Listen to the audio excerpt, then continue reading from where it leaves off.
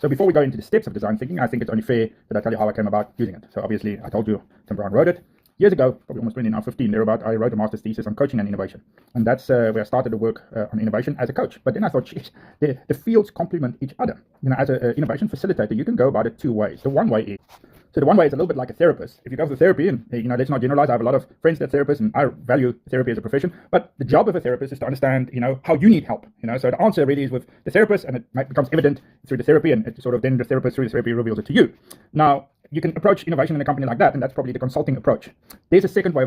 The second way of doing it is the coaching approach. And the coach approach is the client creates the agenda, and the client figures out the way towards the solution. Now, I'm not trying to make a comparison between coaching and therapy, in which is better. Both are different and both are great and is uniquely used for their purposes. The same for consulting and a coaching approach towards design thinking.